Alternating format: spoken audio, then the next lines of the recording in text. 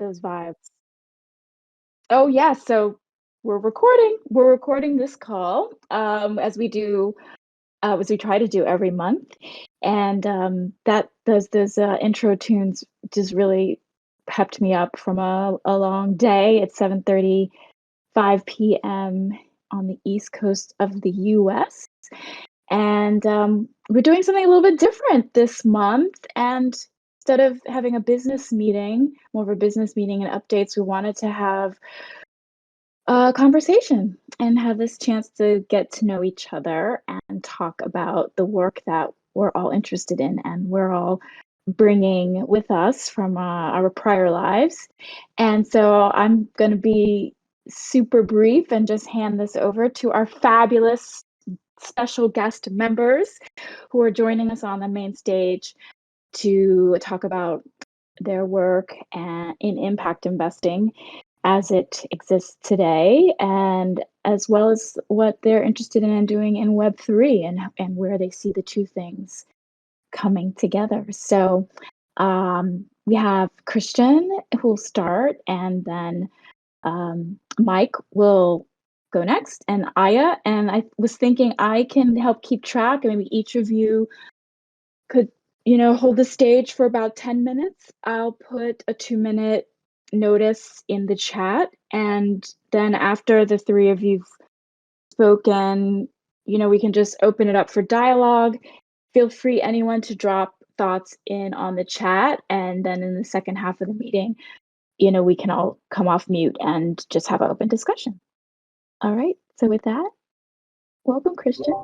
Okay, good evening, good afternoon. I'm not sure where everybody is, but I'm presently in Houston, but actually based just outside of Washington. So my name is Christian Peterson. I have been contributing to the real world finance group of ACRE DAO for about the last 15 months. As a background, I've been a practicing lawyer for 25 years. And where I'm coming at this all is I've been actually a transactional lawyer, but almost exclusively in markets outside of the US, particularly focusing on emerging markets. So I spent my first 7 years of my career working on transactions in Latin America, and have worked in most countries in Latin America. And then 2004 had the opportunity to move to Hong Kong and worked on transactions all the way from kind of the Middle East to Japan. Moved to Japan in 2008, continued to work on various projects throughout the world in Indonesia, the Philippines, India, Pakistan, and the like. And then in 2012, I joined an oil and gas company here in Houston, and I was working on what is called the Mozambique LNG project, which is probably the largest infrastructure project in Africa, certainly in Mozambique.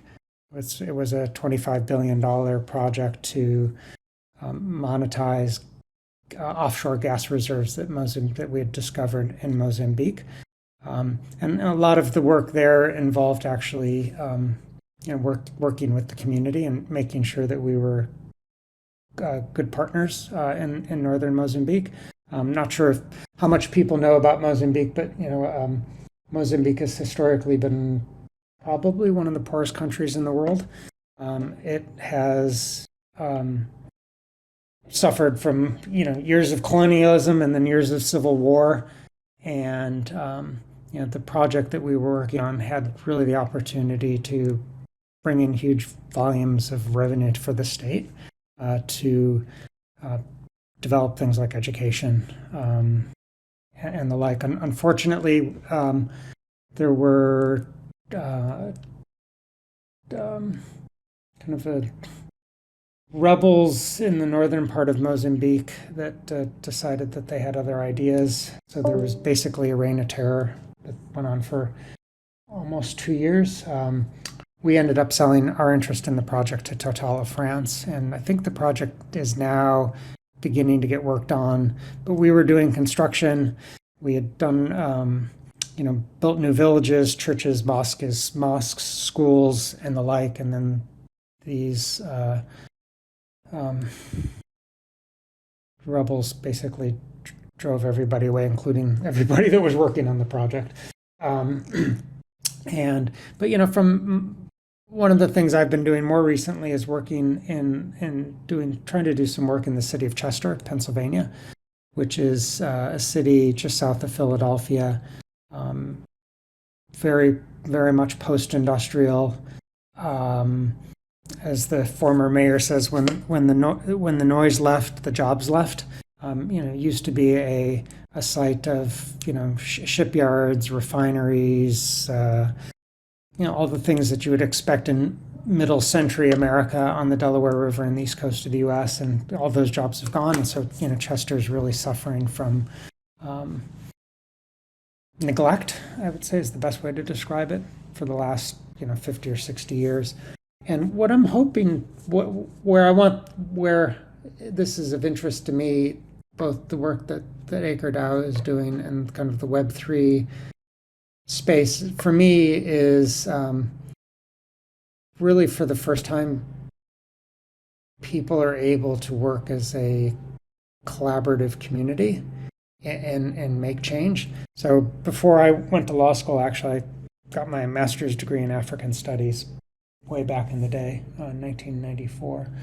And so I've always had an interest in Africa. And doing work in Africa has always been hard, certainly during the 90s and 2000s, because you saw the promise of the internet, but actually having people to be able to collaborate in different jurisdictions and pool knowledge, pool resources, pool not only financial resources, but just intellectual resources in a way that can solve problems really didn't exist, it seemed to me, until just recently. And maybe we can thank the COVID for driving us all online, but it really has given people an opportunity to work across jurisdictions, across boundaries, across disciplines to find solutions to issues.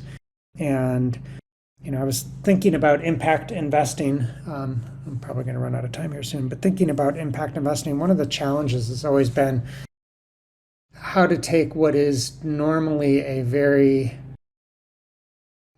investing generally requires not just capital, but it requires a lot of time and scale. And one of the issues with impact investing is unless you have the scale, it's very difficult to do. And it's always been very difficult to do work in Africa because you just don't have the scale. And one of the things that I'm hoping that Web3 brings and the technology that we have is to be much more focused and not have to rely on redoing the wheel every time, thus justifying scale, that you can do things at a smaller level and using the technology make change at a more community level rather than say at a national level or regional level. So with that, I will stop and pass the mic, Kianga, to whomever you would like to speak next. It's either Amazing. or Aya. Thank you for that. I've got a billion questions and thoughts, but let's hear from Mike, the co-op guy. Hi, Mike. How are you tonight? Hi, do you hear me? Yes, excellent. Great.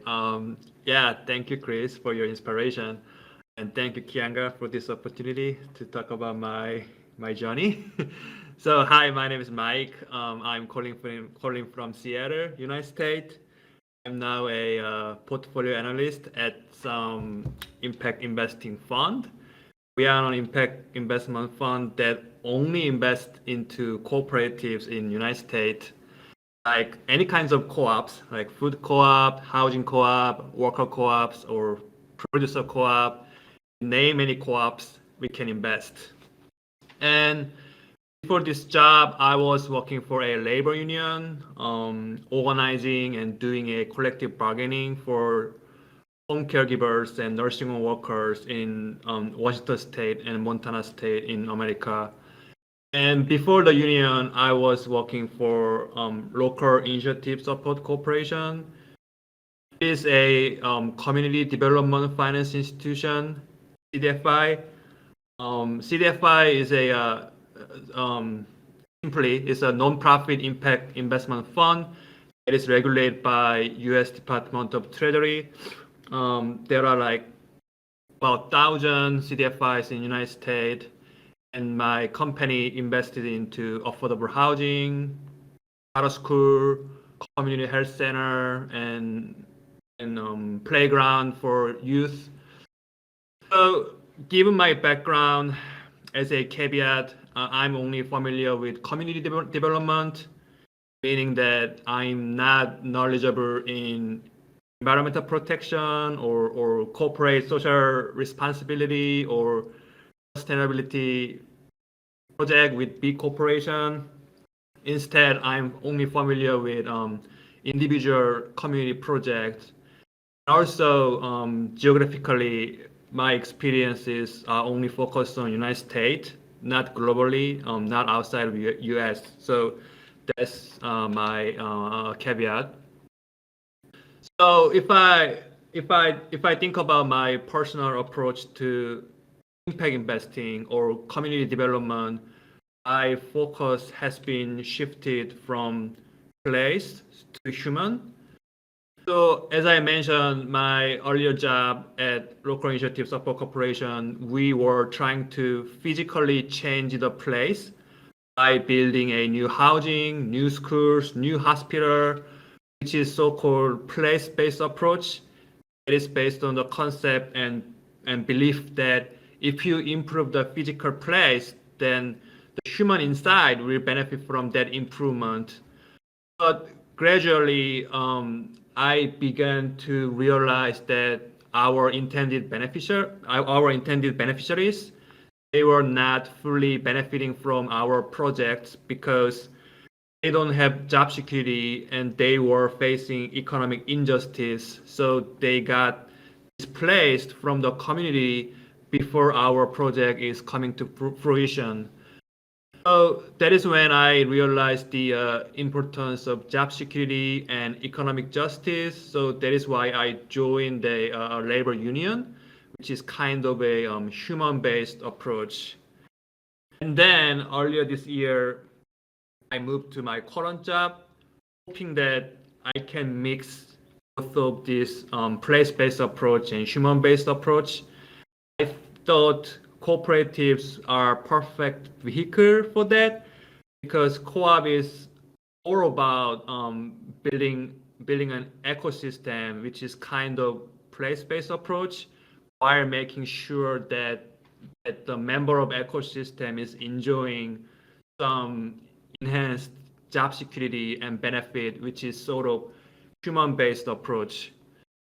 So while I'm having this professional journey, I was also able to kind of develop an impact investing thesis or definition of impact investing myself. So the prevailing definition of impact investing out there is getting a social return while you have a financial return. And also the prevailing impact investing evaluation strategy is all about like what kind of social return that this impact investing is bringing in, or like how beneficial it is to community, or what kind of positive change the impact investing can bring into community, or something like that. But so I think all the narratives and all the conversation is all about like what impact investing can do. However, I also would like to focus on how the impact investing is done. And I think this how aspect is composed of two factors. First being capitalization and second being underwriting. And they are closely related. So capitalization is how you come up with the money with which you can do the impact investing. So for example, community development finance institution, a chunk of their capital is coming from big banks in the United States. like JP Morgan Chase or BOA or Bank of America, because there is this law, Community Reimbursement Act, CRA, and under that law, the bank should reinvest the part of their profit to the community where they are operating their branch. So, but still, banks do not know what is that needs. Oops, is everything okay? Seems so. Sorry, the Okay, recording bot just rejoined. Yeah, go ahead. okay. So yeah, by focusing more on the capitalization and underwriting side of the impact investing, we can compare the impact of the investment to the impact that we could have achieved in the best case scenario of capitalization and underwriting. So that is why I began to look into DAO, because it is literally democratizing both capitalization and underwriting. Like something like community capitalize themselves while underwriting as they need. And lastly, I like to introduce like how my current company is capitalized and doing underwriting. So again, our fund only lend money into cooperatives, and the borrower cooperatives, they become our member. And once they got stabilized and fully operational, they are investing into us, the fund, so that we are lending more money to another future forthcoming fellow cooperatives. And those future co-op become our member, borrow money from us, and they got stabilized, and they invest into us, the fund, and we lend money to another future co-op, and so on and so forth. So it's all about like recirculating the money inside of this field of co-ops, like co-ops helping other co-ops. And also, the investment decision is made by our loan committee. It's not the fund, but the loan committee is composed of our member who used to be our borrower, or who is now currently our borrower, or at the same time who are also investor to us, the fund. Essentially, underwriting is done by the borrower community who need money and who are going to use the money by themselves. So yeah, that is all. Even though I was born in Chicago, I mostly grew up in Seoul, South Korea. If you are from Asia, please let me know. I'm really interested in getting to know what's going on in Asia in terms of impact investing. So yeah. Anyway, that's it. Thank you. Super, Mike. So much to unpack there. Really interesting how your work is such a blueprint, your current work, such a blueprint of what's happening in Web3. And I'd be interested to hear in our later conversation kind of what you see happening in the DAO space. That's interesting. So next, Aya. Hi, Good my name's evening. Aya. And first of all, thank you for including me in this panel, Kianga. I feel honored. So I have to explain some of my background because I've known about crypto for a long time. I'm a former dev in what I like to call Silly Valley, but that literally stopped with the first dot bomb.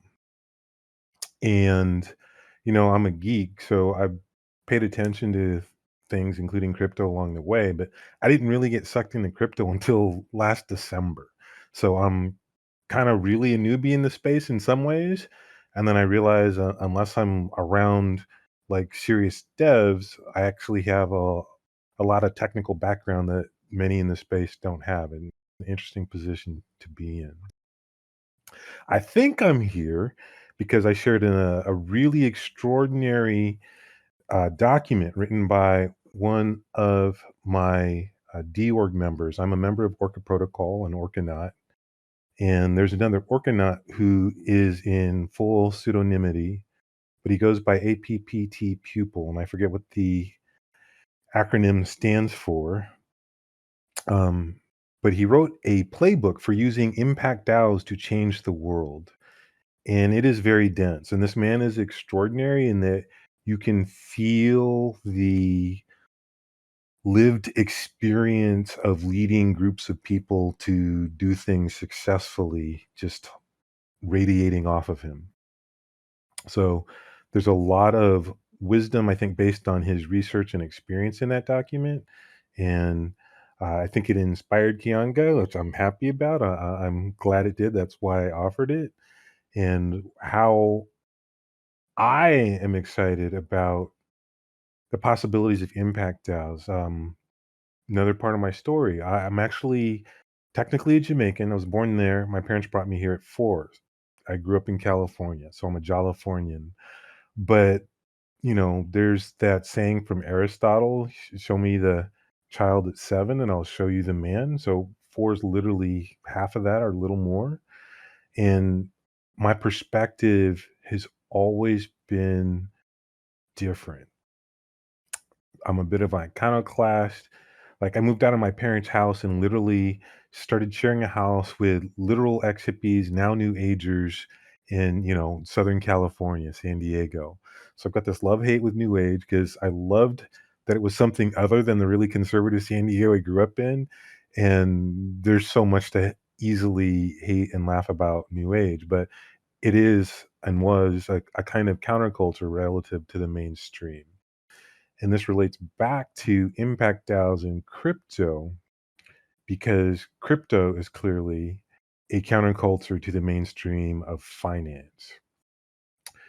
And for me, that is huge. Um, human beings, we're far from perfect and quirky and will do bad things.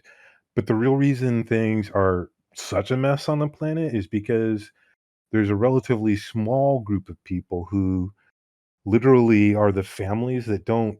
I mean, some of them are play roles in the central banks officially, but most of them don't, but they control them.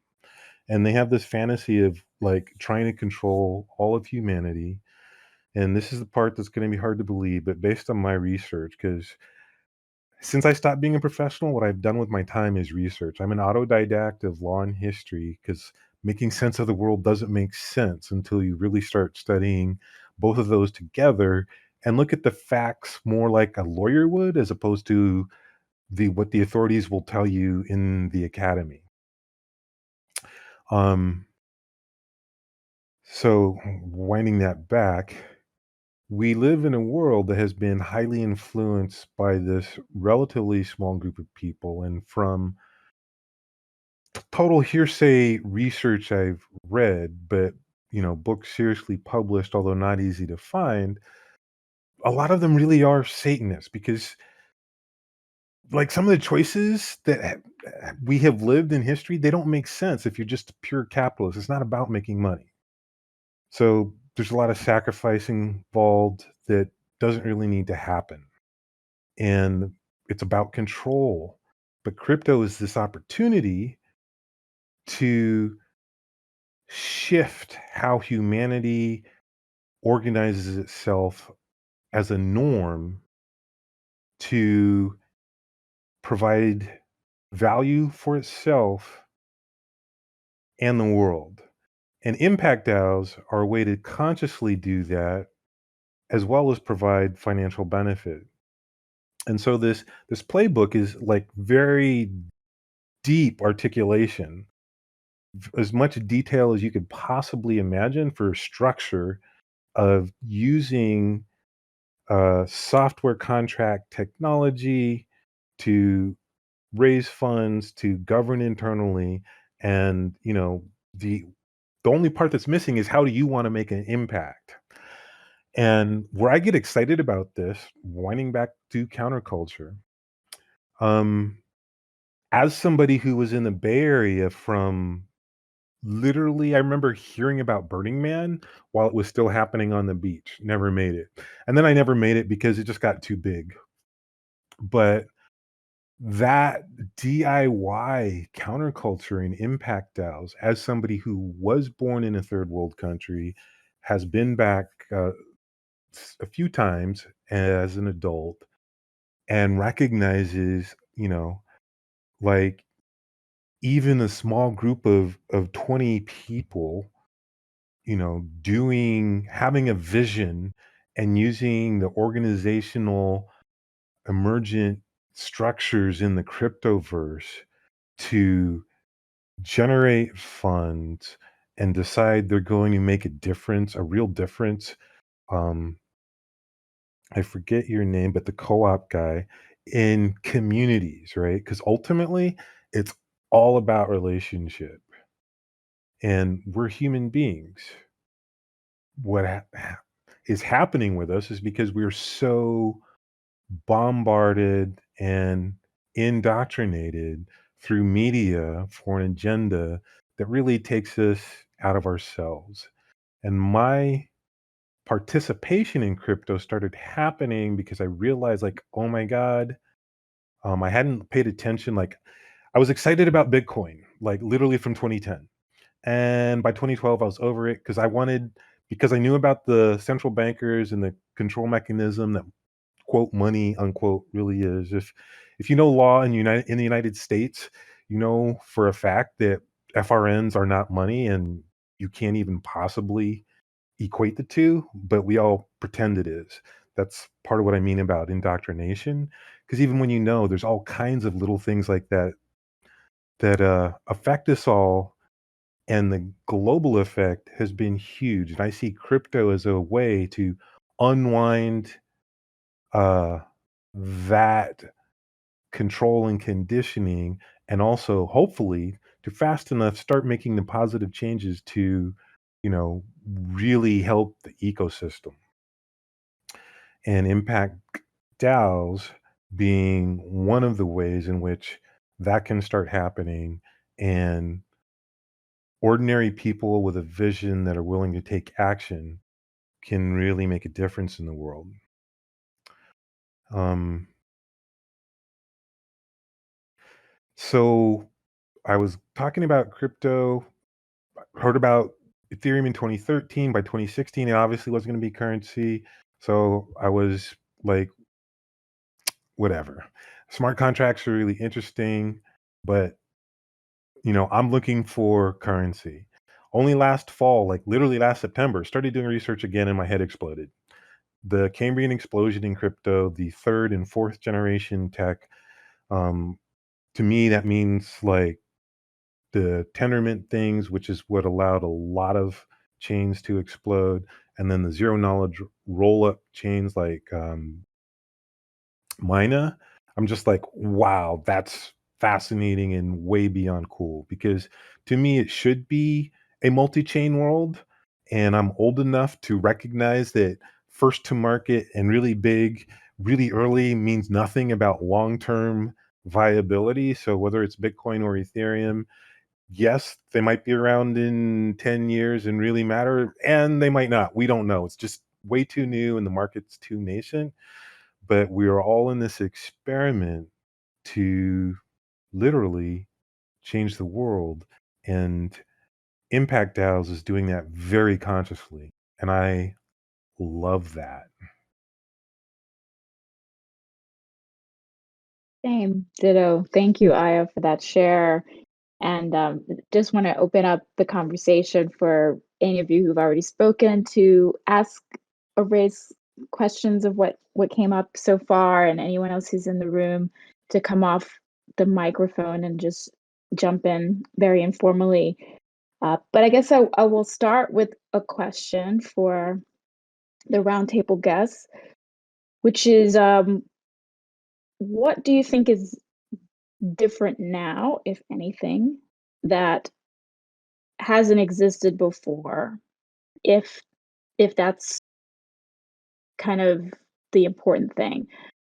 Christian, you talked about like the promise of maybe the internet in the 90s not being fulfilled in some sense till recently, in terms of connecting people and pooling knowledge and resources. And Mike, you're operating in a cooperative structure in your work today. And then you've talked a little bit more about some of the specific technologies or where we are in crypto having evolved. I think testament to the three of you in this room. I've been in the space since about 2016, 17, and it seems like right now there's a whole new wave of people being attracted to crypto because it's matured, the technology's matured, the application layers. And so just from each of your perspectives, is there anything special happening now? And why is it different? Because we have like kind of blockchain assets or crypto. So this is Christian. It's different, but it's not, right? Because ultimately, I think as much as we all like blockchain, my experience with Maker is it's driven by humans, and I don't think we've changed that much, probably. But I do think that what is different, I mean, just the fact that we're having this conversation on this topic, thrown up with Ernesto playing the music at the beginning, just very quickly, I think that's different. I think what I see in Maker when I'm dealing with people, really I had a discussion today on Discord with a guy in Switzerland. It was 2:30 in the afternoon here. It was 9:30 in Switzerland. I mean, just to be able to do that, see a face, be able to share ideas and work together in a way that really weren't able to before. Because, although Aya and I are now living in the same state, we could, for instance, help Mike, who's in the other Washington, with, collaborate and try to solve problems in the other Washington. We could work together in a way to solve a problem in, any other jurisdiction in a way that really didn't exist before because of the ability to share ideas and communicate and work kind of on a concurrent basis. And then also, if you will, take ownership in it together. The results, which I guess is the fundamental basis of a cooperative. So I think that's very different. It allows cooperatives to work across borders, work across time zones, and to Aya's point, use the term Cambrian activity. I mean, that's exactly what it is, and being able to harness that, I think, is, for me, is the first time being able to do that.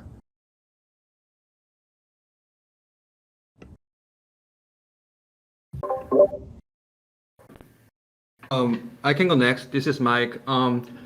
Since Christian spoke about collaborative aspects, I will only focus on like fundraising side. I really think that DAO and crypto can open up the capital stream to individual project before DAO and Web3 and crypto. Like if you wanna do some community project, and if you wanna raise some money for that, you really have to go through some intermediary, or even though you wanna do, you can still do some crowdfunding, but still you gotta do that through some sort of platform where you have to pay some fee, where you gotta do some compliance. I'm not saying compliance is necessarily bad, but sometimes it can be blocking or preventive. So I think because of this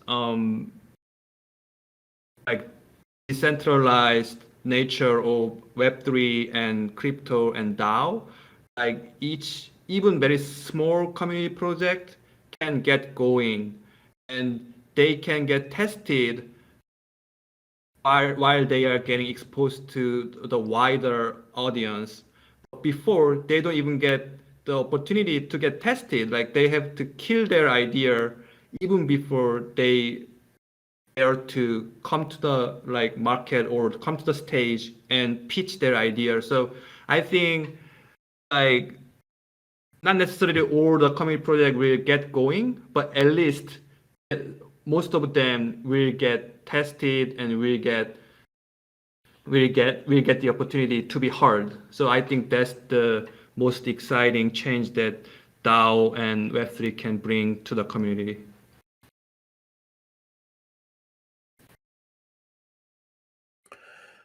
So for me, the first thing that just jumps in my brain is a real free market in currency because it hasn't really happened. Um, you know, it hasn't. When in the United States, people have tried to create alternative currencies because of their beliefs in sound money, and they look nothing like Federal Reserve notes or U.S. quote dollar bills. They were literally shut down on kind of bogus laws based on counterfeiting, right? That's how much control is through the money. That's how much those people are threatened by alternative currencies. And in my worldview, that's part of why some of the severe damage that happened to the market has happened, even if it risks uh, putting the real economy in a bad place too. Um, and it's also why, I think by the time the next bull market hits, there'll be regulations and central banks pretty fully involved. But if there's enough independent stuff going on and people learn to understand what money really is and why it really has value and decide to self organize the way we are now, what's really different is the amount and level of self organized groups that are literally geographically dispersed. Um, yeah, I actually think we're on the edge of something really big, and there's a tipping point coming in all of our lifetimes. And I still think it can go really negative, but I feel like it's going to go really positive. And that's not just the wishful thinking, it's just because of my experience, short as it is, in the cryptoverse. I'm completely on the same page with you, Aya, and I feel this kind of electricity happening in the fluidity, like even just the three of you who are part of this roundtable, and my interactions with each of you uh, through your joining, like prior ACRE DAOs meetings, um, me being over in the Orconauts Discord and listening to how you all are thinking about governance and structure, and of course, um, lots of fun times at Maker DAO with Christian. And so I feel like the porous way that disciplines and geographies can exchange and communicate because of the technology is exciting and different.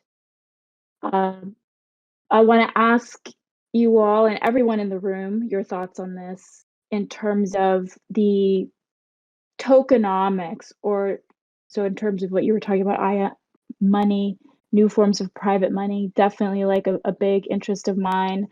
I'm dropping in the chat a recent publication in Mirror about speculation of social tokens within Web3. And so, we're a tokenized community. We have a token that each of you've received if you've registered on the membership portal, but we are not formally a DAO in the sense of that token having liquidity or having had an ICO or treasury that we're managing to collectively yet. So my question to the room is, what do you think is the role of a tokenized community, or the fact that we will have we all do, and we all can hold this digital asset to represent our membership here, our affiliation.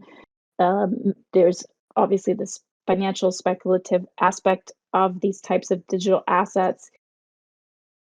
And this is a little bit different than the economics that Mike talked about of capitalizing and underwriting a specific project, right? I see these like two dynamics. That's the social token or the community token, like an ACRE token in our case.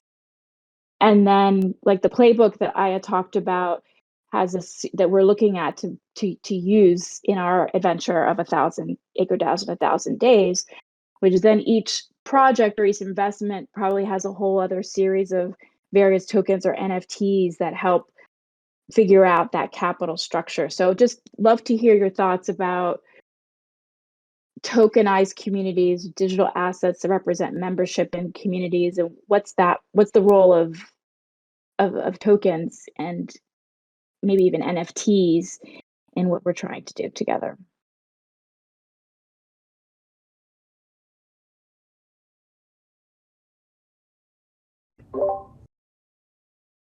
I'm actually going to ask the co-op guy to answer that, because in a way it sounds like the I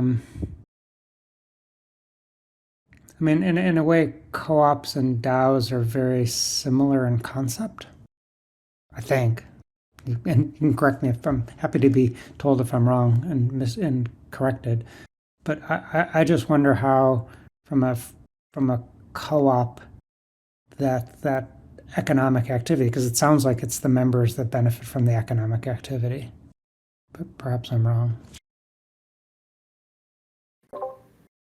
Yeah, co-op and DAO, as you said, is really, really similar, even though there is some difference. Unfortunately, I'm not that like familiar with economics, so I cannot add any insight here. Yeah. In So your oh, go ahead, Aya. I have something to say, and I will first give the caveat that I have been mostly a lurker here in ACRE DAOs because I still have a job. By the time the year's over, that will probably change, but currently it's the case, and so I pretty much just focus on Orca because I'm old enough that although I know about gig economy and being multiple places at once, my brain just doesn't function well that way. But my idea about tokenomics and social tokens is kind of interesting in that, in looking at alternatives to the control structure through national currencies, one of the things I found years ago was mutual credit. And there's a way in which, if a community is generating value that's seen and wanted outside of itself, then having a token and setting up the correct structures for offering its services gives value to its token based on the value for whatever it can do for others.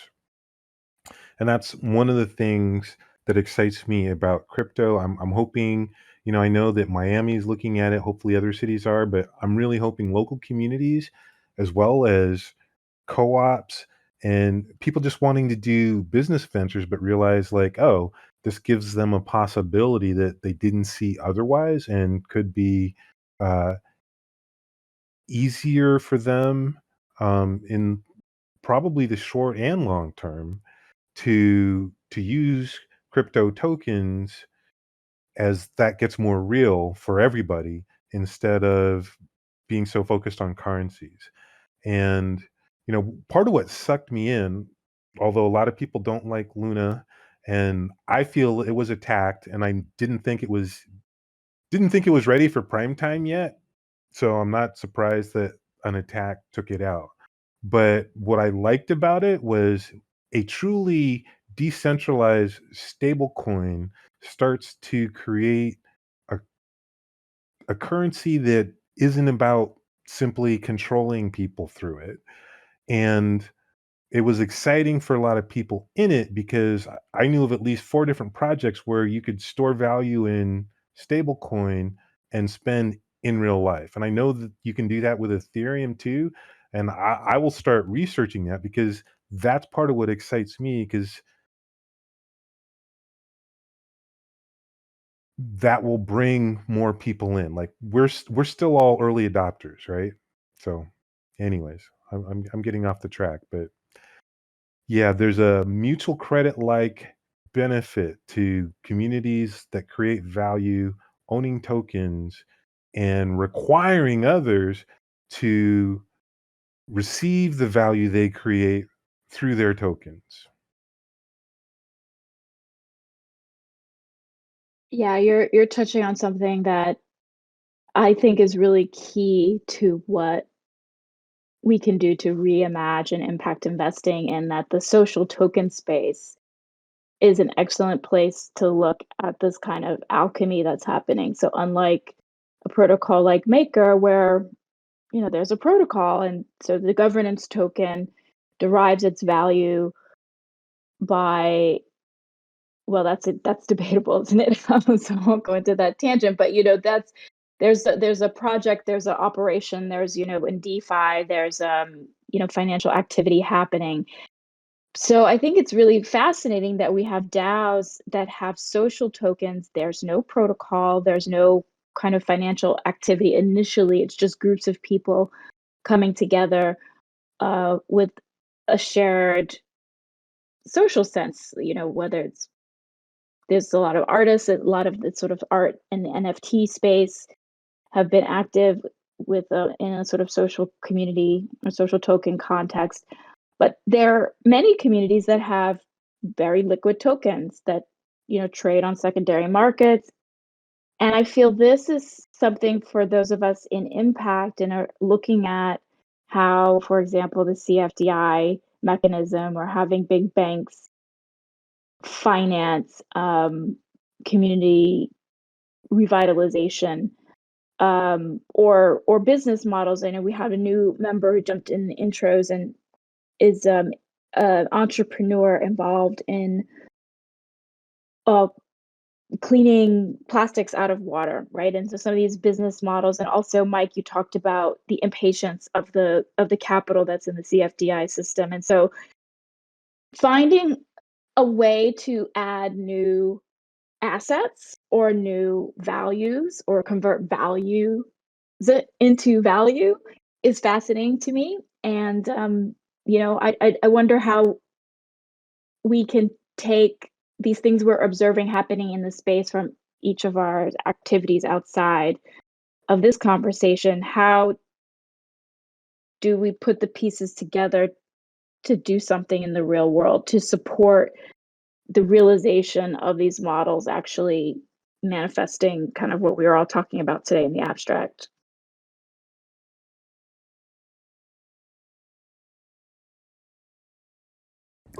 How do you see it working, Kianga? I'm gonna throw it back to the moderator. The advantage Well, of being one of the featured members, so I can throw the question back to you. that's okay. And I'm like, we've got 4 minutes, and I'll say, Yeah. tonight is like a check victory in that box as far as I'm concerned, because all three of you have shared are coming from just have extraordinary minds and experiences and are really on the ground, and to have us all in the room to meet. And I mean, talking is the first step, Yeah. but what is different I feel about talking within this construct, I've had lots of opportunities to talk about these issues, but you all are all on Discord.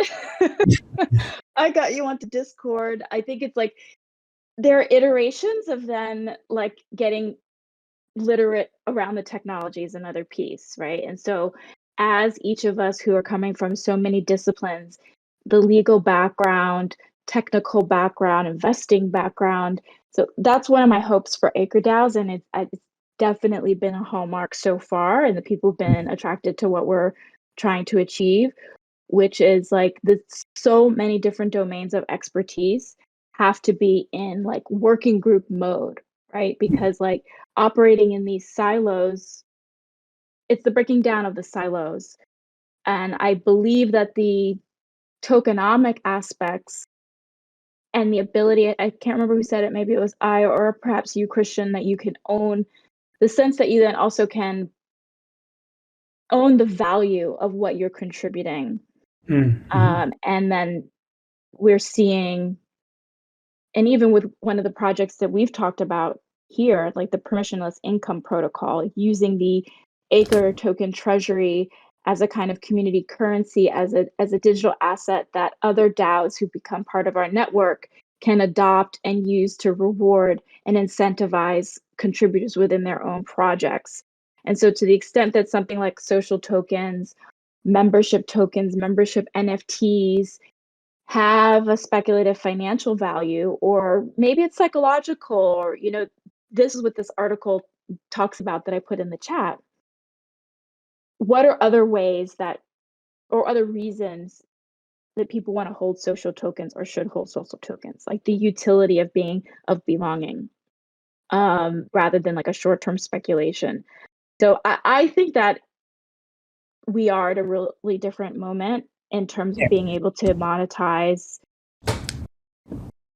the value that we're all bringing to the table all the time, and that what you spoke about in terms of the monopoly of sort of the central bank monetary system, it's really on its last legs, I believe.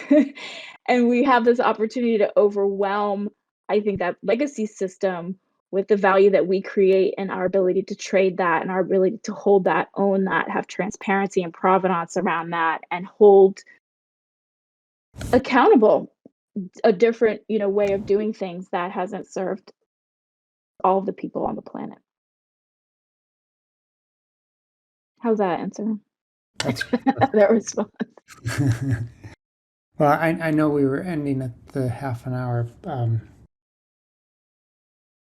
but I think you summarized what the co-op guy Aya and I have certainly bits and parts of what we have said. You've tied it nicely into maybe the next discussion about the social token and the I want to say ownership of it, but the contributions that you make into it, which gives you ownership, and Right. the resulting value of that, which you've never seen before, right? I mean, which kind of the point of why this is all interesting. Totally. Well, any final comments before we wrap? We are at the hour. I want to be mindful of everyone's time, and definitely thank you all for participating and being a part of this community. Any final thoughts from Mike, the co-op guy, or Aya before we wrap up? No, I'm okay. Thank you. I just want to thank you again for inviting me. I feel honored because to me, I'm just an ordinary Joe. I haven't done really special things, but I do think probably too much. So if that counts, then I belong. We all belong. I completely disagree that you haven't done special things, Aya. So thank you for being part of this conversation. Just reminder, we have a weekly call that we talk about sort of more of the core teams activities. That's on Tuesdays, and then a call on Tuesdays afternoons about DeFi governance, the financial side of things. Often we're talking about MakerDAO and what's happening on that platform and that protocol that has a really interesting, I think, potential to serve a lot of the work we're interested in doing. And so, yeah, I will leave it there and look forward to next month's call and seeing you all on Discord, and keep doing everything you're doing. Great, thank you, Kiana. Nice to meet Oh, everybody. wait, the POAP, Ernesto, did I forget? What should people do? Yeah, so in this in this case, I'm just gonna send you all a link, and then you can click on that link, and then you can claim the POAP for today. Brilliant. And that'll be it. That sounds great. Thank you, Ernesto. Thank you as always for all of your support on our beautiful design and communications, and everyone at Decor that have been essential for all the work that we're doing here. Definitely. Thank you. All right. Cheers, everyone. And have a great long weekend for the people in the United States celebrating the start of Likewise, summer. thank you.